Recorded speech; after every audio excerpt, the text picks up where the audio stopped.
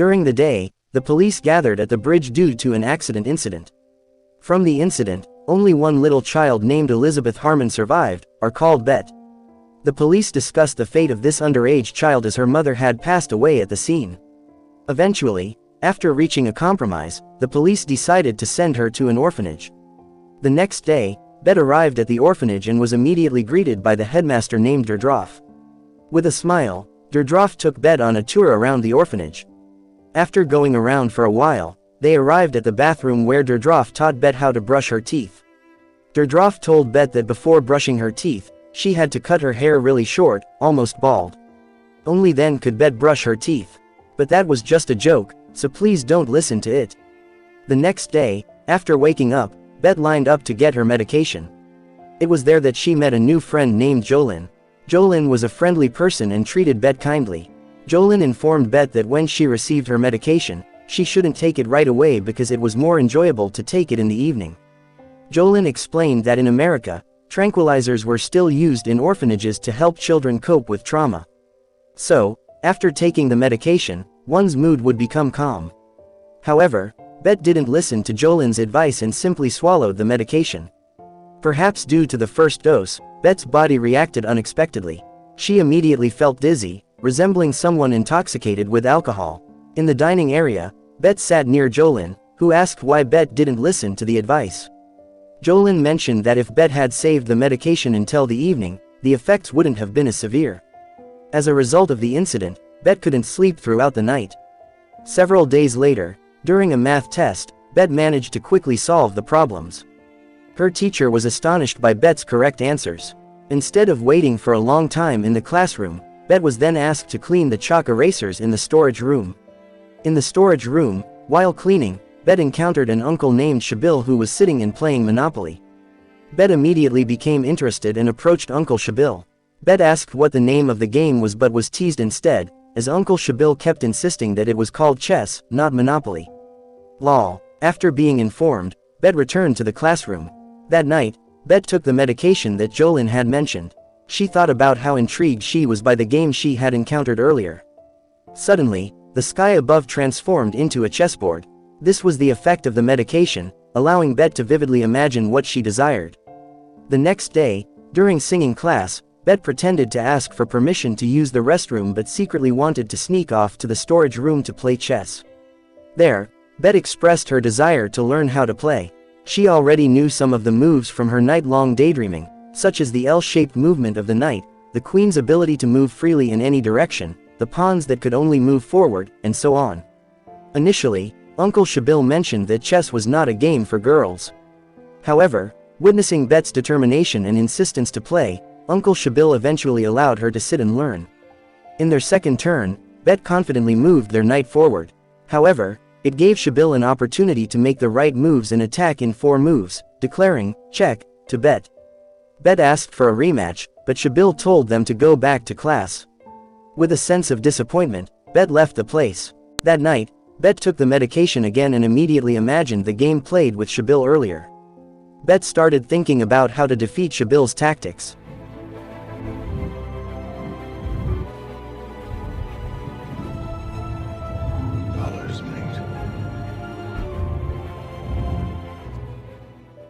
After hours of contemplation, Bet finally found a way. The next day, Bet skipped classes and went to the warehouse to play chess. But what surprises me about Shabil is that his attitude is not sour at all. He plays chess without smoking or drinking coffee at all. Lol. With thorough preparation after imagining all night to defeat Shabil, unfortunately, Shabil easily lured Bet's queen into his trap. When Bet was about to move the pawn, Shabil stated that if the queen was captured, the game would be considered over. However, Bet insisted on moving the pawn. Shabil then declared that Bet must accept their defeat. Bet proposed a rematch, but Shabil refused, feeling frustrated that their efforts could be easily defeated.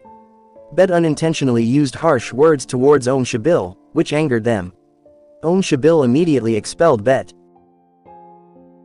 In the evening, Bet continued to fantasize all night long about defeating Shabil's tactics. However, when Bet wanted to go to the warehouse the next day, it turned out to be locked.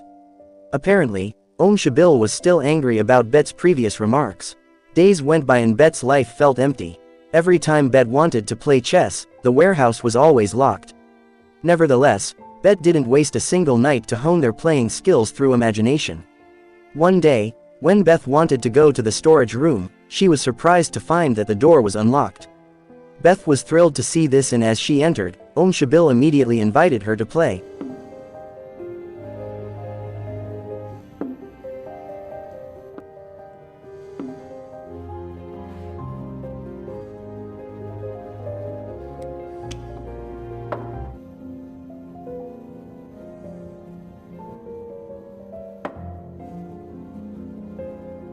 Gloating.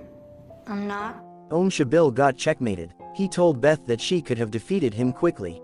He then taught Beth the Sicilian opening tactic.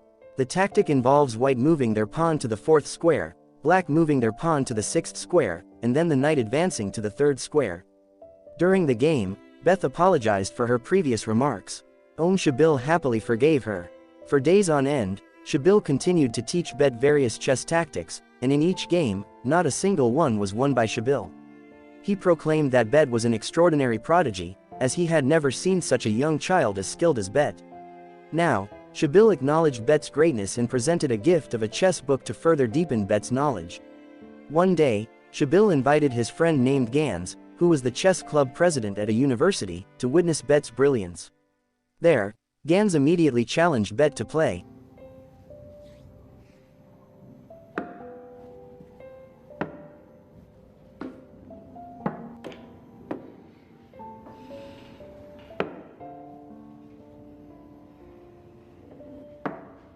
That's made in 3. Gans was defeated. Impressed by Bet's skill, Gans said, "How can someone as inexperienced as Bet play chess so brilliantly?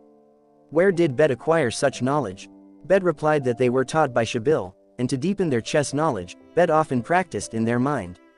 In the next match, Bet faced both Shabil and Gans, and once again, Bet managed to defeat them, even defeating Gans without looking at the chessboard. After hours of playing, Gans went home. Before leaving, Gans gave Bet a doll as a gift and asked for permission to take a photo together. The next day, while studying, Bet was called to the office. When Bet arrived, Gans was there. Gans asked Dudroff for permission to take Bet to their school. Gans also mentioned that they wanted Bet to play against 12 members of their chess club at the same time. Upon hearing this, Dudroff was confused. How could Bet be so skilled that Gans wanted to play against 12 people at once? Gans replied that they had seen Bet's greatness when playing with Shabil in the warehouse. After a long conversation, Dudroff granted permission for Bet to play. Dudroff stated that they wanted to provide opportunities for talented students to fulfill their desires. After Gans left, Dudroff asked why Bet didn't mention their love for playing chess. If Bet had mentioned it, Dudroff would have provided the necessary facilities. However, by seeing Bet playing secretly like that, it was equivalent to violating the dormitory rules. At that moment, Bet could only stay silent and listen to Dudroff's scolding. In the afternoon during the medication distribution, Bet was confused as they didn't receive the usual green-colored medication. The attendant informed them that the rules had changed, and now minors were not allowed to consume tranquilizers anymore. In the bathroom before bedtime, Jolin advised Bet not to rely too much on the medication because abruptly stopping its usage could lead to severe restlessness. Upon hearing Jolin's words, Bet remained silent. The next day, Gans came to pick up Bet. Before they left, Jolin arrived and handed over the remaining medication they had, believing that Bet needed it at that moment. Bet arrived at school.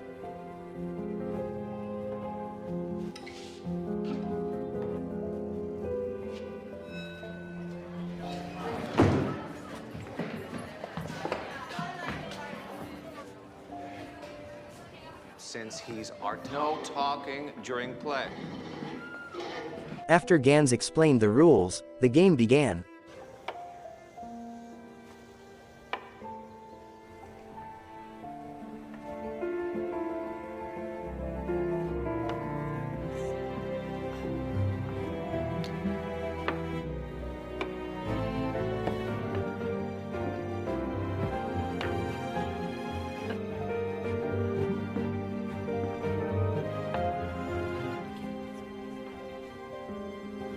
I mated him with 6 more.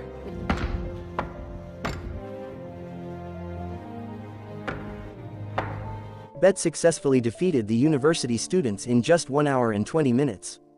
Everyone who witnessed it was amazed, wondering how a young and inexperienced player like Bet could defeat 12 opponents at once. At school, Bet shared everything with Shabil while eating chocolate and making a mess. Bet explained in detail how they managed to knock out everyone. Hearing the story, Shabil could only stare in awe, impressed by Bet's incredible skill. The next day, at the cafeteria, Bet approached Jolin to ask for medicine, but unfortunately, Jolin didn't have any left. In the afternoon, while watching a crowded TV show, Bet felt restless due to the withdrawal effects of stopping the medication. Eventually, Bet decided to leave the place and take some remaining pills from the jar.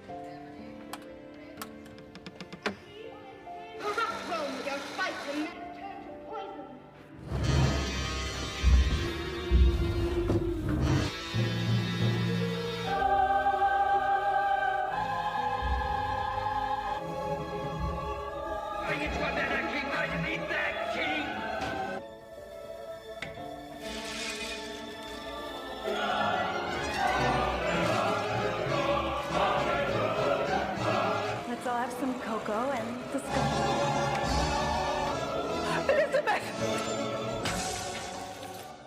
Beth fainted as a result of that incident, and now Bet is prohibited from playing with Shabil in the warehouse. Furthermore, Bet is forbidden from playing chess ever again. And so, Bet's chess journey came to an abrupt halt. However, a new chapter was about to unfold. Bet had to face challenges and find a new path to pursue their passion for playing chess. Would Bet discover a way to overcome obstacles and regain the opportunity to engage in the game they loved? Join us in part 2 of this story to witness Bet's resilience, growth, and exciting surprises that lie ahead. The adventure continues, and the chessboard,